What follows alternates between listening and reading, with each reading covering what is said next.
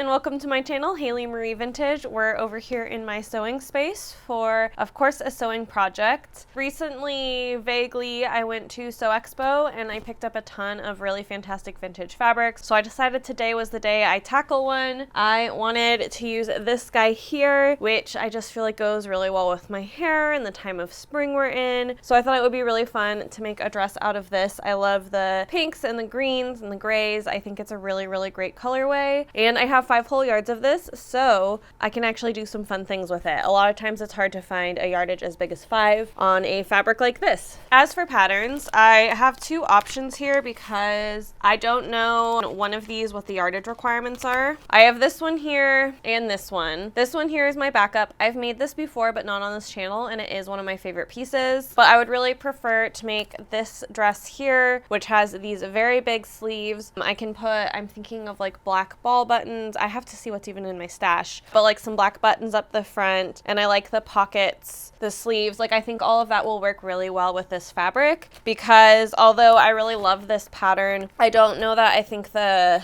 scallops will look as good with this big of a print as something kind of more simple lines of this will, but I honestly have very few simple line patterns in my collection because I really love the complicated things and I'm not often drawn to giant prints like this. So yeah, I'm really hoping I have enough yardage for this, but I don't have the envelope for this and I can't find the envelope online. So I'm gonna first just have to iron out, check the pattern pieces and see if they fit on my 5 yards of this. So that is the plan for today. I'm gonna cut out later this afternoon. We'll get to sewing tomorrow. I'm pretty excited because a lot of times when I get a fabric like this in my stash, I kind of leave it in my stash for a while and let it sit and just like percolate on it. I'm deciding that when I bring in a fabric I really love, I'm allowed to make it up as immediately as I want. So that's what we're gonna do today. With that, we'll go ahead and hop into cutting out the pattern pieces. First, I'm starting by cutting out this fabric. I am gonna have to piece at least the front skirt together a little bit as it does hang out the side. And I could make this work, of course, if I went with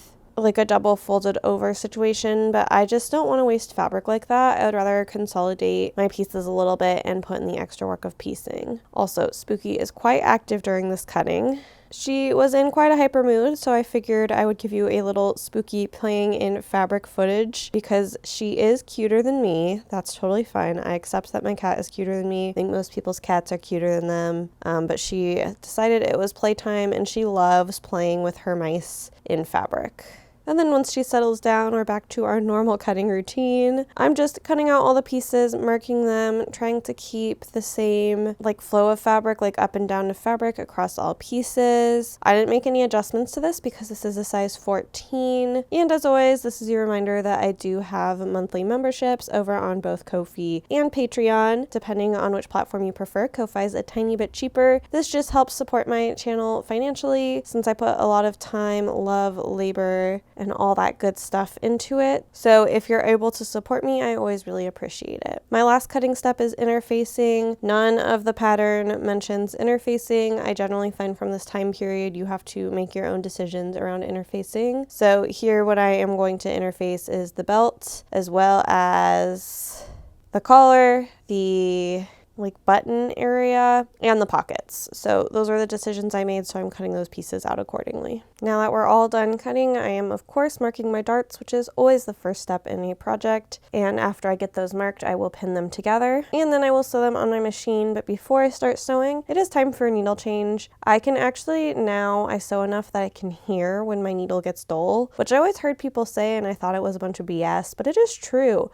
Once you get really used to your machine, you can actually hear your needle get duller, which is wild. So I'm changing that out here. And then I'm sewing my darts and wow, things sound so much better. And then I am, of course, pressing those darts open. And after that, since I have moved the zipper to the back from the side, I am quickly going to baste that back seam so it will eventually be ready for the zipper to go in. I got a new sewing chair and Spooky absolutely adores it, so I am constantly trying to move her off. I got it partially because I wanted a wider chair I could sit crisscross in when I work on my laptop, and the seat seat, but also because I thought it would be nice for me and Spooky to be able to share this chair when I sew, but I forgot the fact that, like the bed, she just takes straight up the middle of it. And it is at this point that I decide to press all of my interfacing onto the pieces they go on. So I'm doing that here. I was being pretty good about doing it as my first step in a project, but with this project there was enough cutting that I just needed a break from doing things that I don't enjoy as much. So as a result, I did the interfacing a little bit later in the process so I could get some things done that I actually like doing first. But now with the interfacing on the facing, I am turning over the edge by about a 1/4 inch and stitching that down. This will just give a nice clean seam finish in the final garment. And it's at this point I have started to focus on my collar. Here I have sewn the two pieces together, and now I am just cutting all of those corners and curves and things before turning it inside out and pressing it to get a really, really nice, neat looking collar. Collars are especially an area where I think the example of most of sewing is pressing is really true, because it took me not long at all to sew this collar. However, to press it and get a really crisp and nice press, it is taking me quite a bit of time. After doing that, I lost a little bit of steam in the sunshine. Spooky and I just kind of enjoyed a fun little sunny day. She looks very grouchy here, but I promise she is not mistreated. She's fine. But I am getting back on track, and here I am basting the collar to the neckline. This time I decided to machine baste because the curve isn't as curvy as some of the other collars I have been making. And with that done, I am now pinning the facing to the bodice so that way I can sew that down. And then I'm first sewing that together before going back and checking it for pleating. Anywhere where I find little pleats that I think I can fix, I'm going to unpick and just run another line of stitch to fix that, because I've just learned that I'm much happier if I take the time to fix things as opposed to just let them slide. And then with all that prep work done, I am going to understitch. This will just help me get a nice turn on the pieces. The instructions never really tell you to do this, but I've just learned that I much prefer something that is understitched. And after that, I am popping my label into where the bias binding is before getting the collar into just a really nice, beautiful press. I always try to take as much time as I can with the collar pressing things because it makes such a difference in the final product. This is the end of this work day, and I am going to pick this back up and get the sleeves and skirt put on the bodice tomorrow. I think I've decided I want to integrate more of what my life outside of sewing looks like on the weekends. So this morning I went to the farmer's market. It is tulip season and my favorite tulip vendor is finally back. I really love, they grow a lot of interesting varieties such as frilly tulips and painted tulips. So I am always happy to stop by, and this time I really splurged and treated myself to 2 dozen tulips. So I am spending some of my morning arranging these and just kind of enjoying the nature vibes, you know? Spooky is always fairly curious. Tulips are not great for cats if they eat them, but they can generally sniff them and it's okay. Lilies are my only hard and fast rule that I never bring into the house because just the pollen can kill your cat. But with stuff like tulips, these are far and out of her reach when they're finally done, so I don't worry too much about it, and obviously I'm here keeping an eye on her while I actually put these together. But once I pop back over to sewing, I'm first starting by putting in all of the basting stitches on the top of the sleeve where I'll gather it to fit. Once that is done, I will close the sleeve by sewing down, I guess it's a side seam of the sleeve, but basically the armpit sleeve. And after that, I am, of course, pressing this open using a sleeve pressing tool. And with that done, I am then focusing on making the elastic channel for the end of the sleeves. So what I'm doing here first is I am just turning this up 1/4 inch and stitching it down. And then I am turning it about 3/8 of an inch up so it'll fit the elastic in it before pressing that. I decided to do it this way because in the past I've skipped this step, ended up with some pretty wonky stitching from not pressing it, so I decided to press it in this case.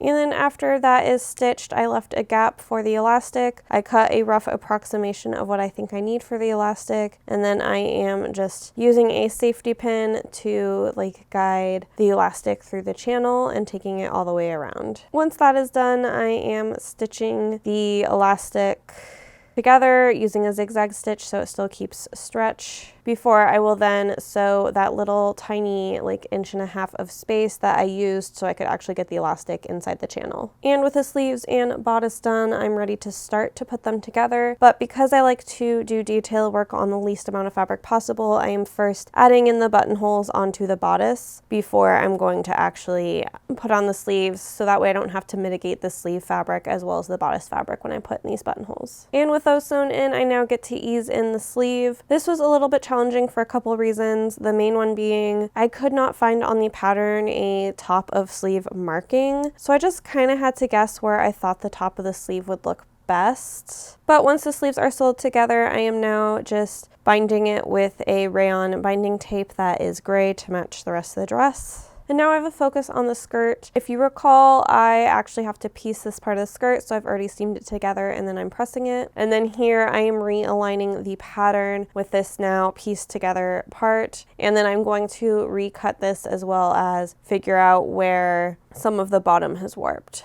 And now I get to revisit the pockets. This is really similar to a pocket process I did just a few weeks ago in a pattern for the 1970s. This is basically the same deal, but a much longer skirt. So first I am putting in kind of like the first part of that bag here. And then once I have sewn it, I'm going to clip those curves and understitch it so that way it will fold over really, really nicely. That's pressed. I'm going to sew the second part of the pocket to the first and already attached part of the pocket to the dress. This is always a really confusing thing to narrate, but hopefully the visuals are enough that you know what I'm saying. I'm just going to align all my notches, all my marks, and make sure everything looks like it won't warp or do anything weird when I actually sew all the skirt pieces together, because the first time I ever made a pocket like this, something got a little twisted or like not put together 100% correctly, and I ended up with pockets that would just kind of like open willy-nilly. So my goal is to avoid that here by being really precise in sewing this part together. And with that all sewn together, I am now sewing together both the middle back seam and then the side seams.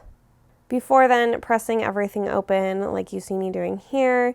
I'm quite pleased with how well these pockets went in. I was a little nervous, but I think everything is turning out great. So I finally joined the bodice to the skirt at the waist, and now here I am putting in the zipper. I've been really bad about putting in zippers recently and putting them in very loosey-goosey. So here I am trying something a little bit different. I'm sewing in the first bit. I have the second half pinched to the top, so that way hopefully everything will align and I can keep that tension correct, because I'm sick of putting in low quality, essentially like zipper seams when I do such a good job on my garment otherwise. So I've decided to start altering what's maybe working for me zipper wise. And with the zipper in, I was able to tell that I needed to hem this by actually 4 inches. So I cut 2 inches off, and then here you can see me pressing up 2 inches. I've done my usual basting technique that I mentioned in a lot of other videos to ease in this, so that way I can then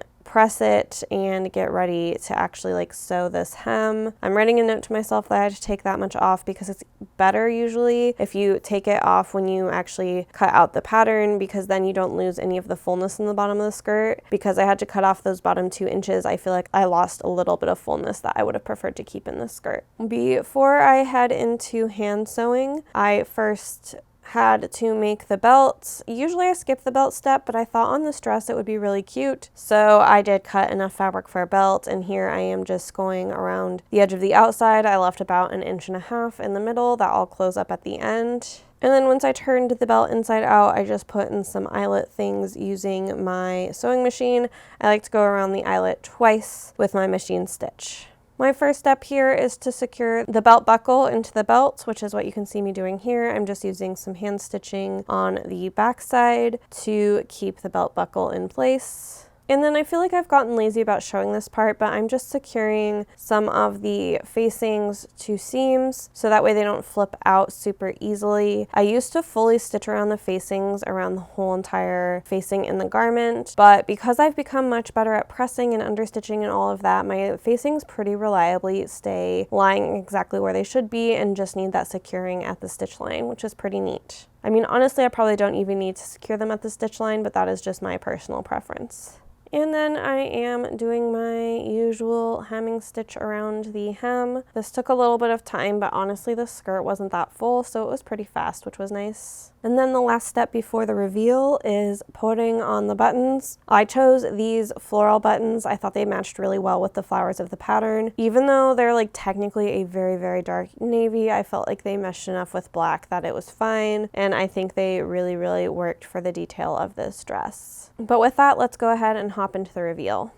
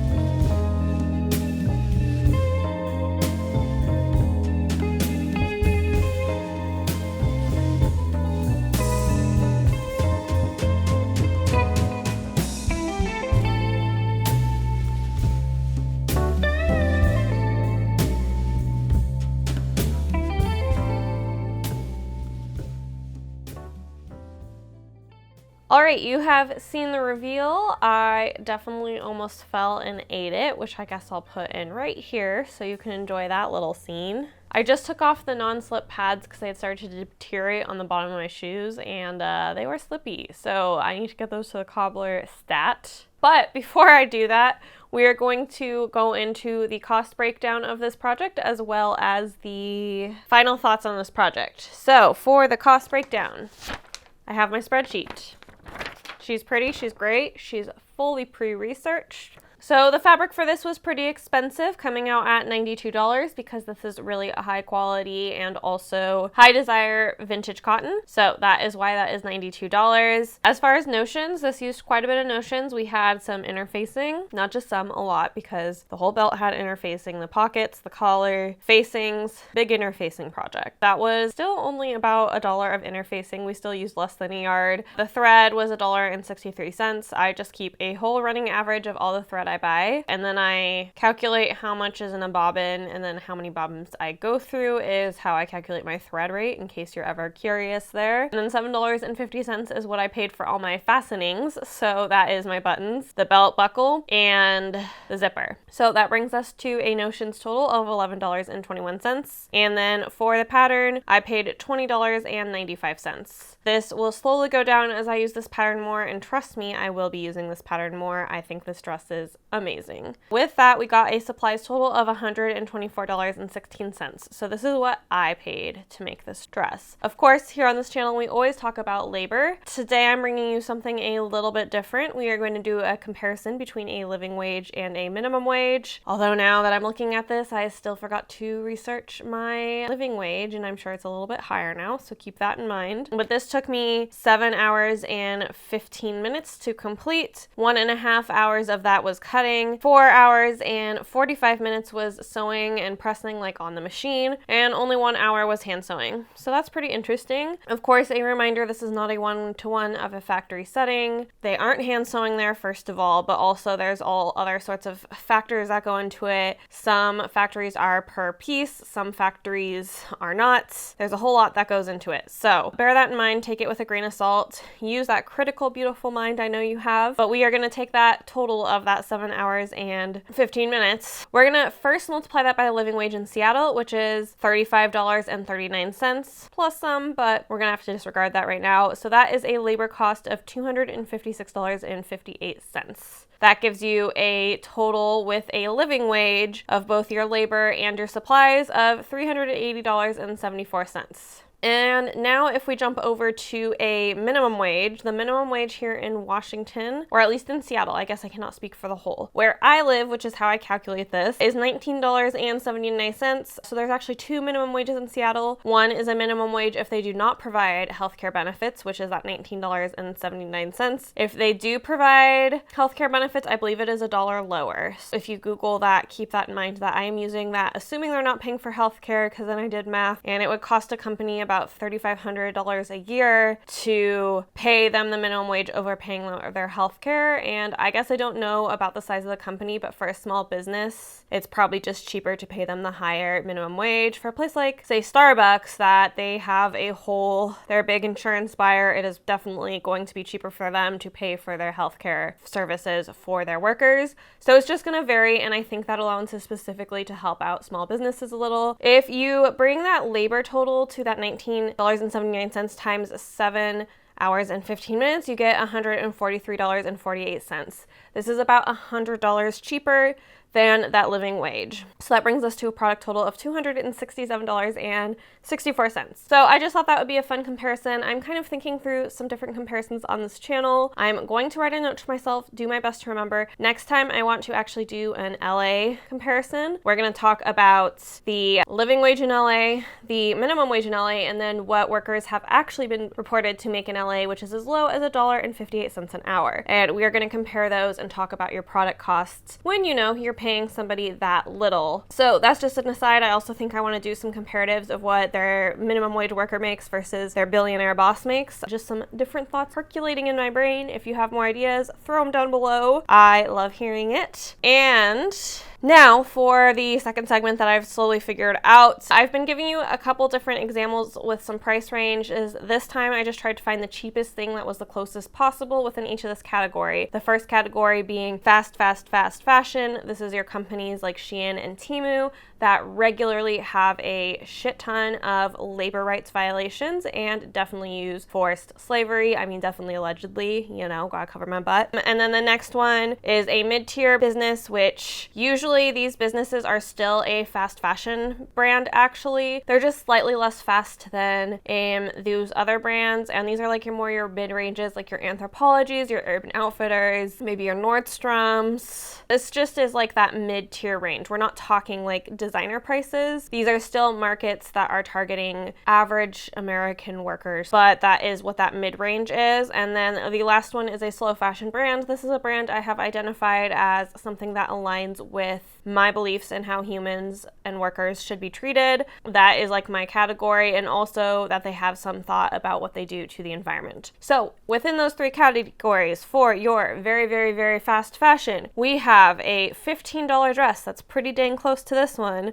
It is polyester and likely made with slave labor. It might only be $15, but it comes with baggage. Our second one is the mid-range. It is $125, which is 84 cents more than what I paid to make my version. And it is polyester, not this beautiful, lovely cotton. There's no metal zips here. It is all plastic garbage bag. So that is that situation there. That again, you can buy ready to made for $125. For your slow fashion, I guess I'll just release the name. This is by Sondaflor. I'm not gonna link the dress. You can do that on your own. My job is not to sell you shit. My job is to make you think and make you feel creatively inspired. So I'm not gonna make any products ever easy for you guys to find. Can you tell I had a sassy day at work? That dress that looks the closest to mine is $250 with the more environmentally friendly fabric of linen. This is not a fabric that is going to outlive your great-great-great-grandchildren or your great-great-great-great-great-great-great-great-great-grand cats. So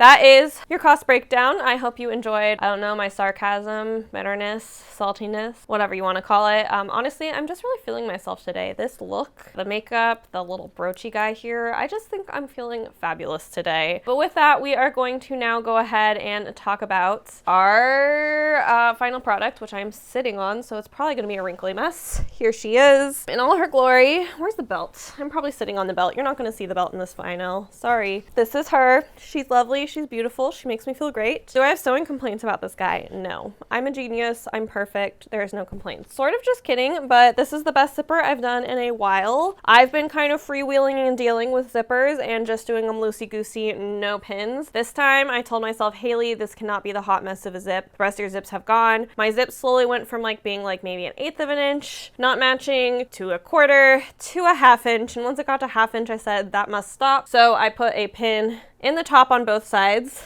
and a pin at the waistline on both sides, and as a result they match. Voila. So I just need to stop being as sloppy with my zippers, and I can indeed make a good zipper. I will say, and I would love anyone's advice on this, I do find that the sleeves kind of twist with this elastic and give this kind of like ugly twisty profile. I don't know what's causing that, so if you have any hints, let me know, because like this is a sleeve that's made exactly the same way. I guess it's kind of twisty too, so maybe these sleeves are just twisty, but if you think I can solve that twistiness, let me know. That's kind of my only complaint on this dress. Oh, she is a smidge tight. In retrospect, I probably would have made this dress, let's see, maybe 1/4 of an inch bigger on both sides, so that would be a full inch bigger, which I might still go back and do. It is definitely uncomfortably tight. It was something I was kind of feeling pinching me most of the day. So yeah, that's not ideal. However, I love the pockets. I love the silhouette. I think in the future, I just might like this dress better in general if instead of doing this elastic wrist,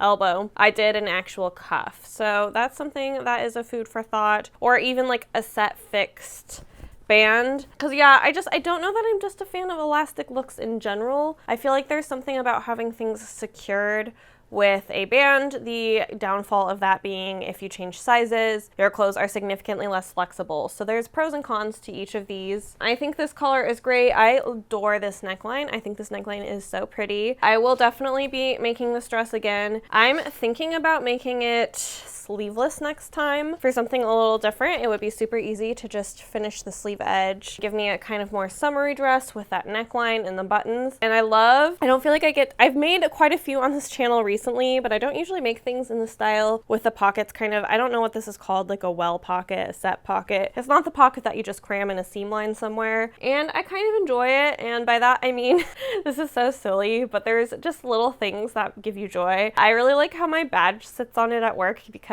of course I'm me. I've bedazzled my little badge clip that you like yank the thing and whatever. So I've bedazzled that, and so I love just having that sit on my hip. It makes me feel so cute. So that's just kind of like a funny, silly preference that has no like hearkening on any sort of situation, if that makes sense. I love this pattern. This was a New York pattern, which I typically really like their designs. I like their silhouettes a lot. And on this one, the instructions weren't lacking. The last New York pattern I did, the instructions were atrocious. So it was pretty nice to have an A+ experience with this one. Do I have anything else to say? I don't think so. With that, I will start my long spiel of sign off. I feel like it has become like reading a long list of side effects, but hopefully you will have no side effects except for joy and critical thought when you leave this channel. But let's hop into the spiel. As always, you can support this channel by giving this video a thumbs up, commenting down below, and sharing with a friend if you think they would enjoy this kind of combo of both a calming sewing video that's also maybe a little bit thought-provoking for you. So if that sounds great, share it with them, give it a thumbs up, comment. Otherwise, I do have a Patreon and a Ko-fi where I have monthly memberships. These monthly memberships give you early access to videos, access to polls to help me decide direction of projects on channels, and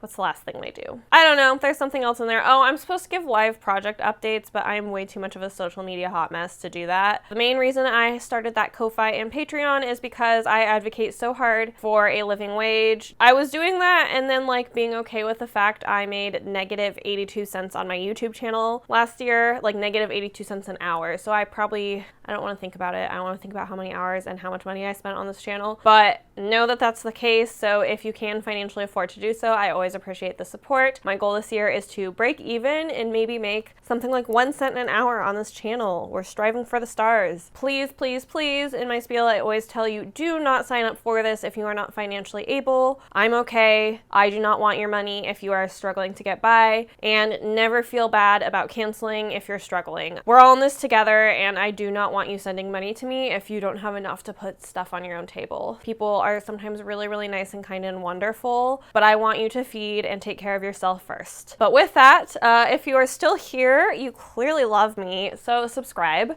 and stick around. I post every single Friday at 8 a.m. Pacific time, and I am every other week with sewing content, and I have other miscellaneous random nonsense stuffed in the middle of that. So if that sounds good to you, yeah, subscribe, stick around. I'd love to have you, and I will see you next Friday. Bye!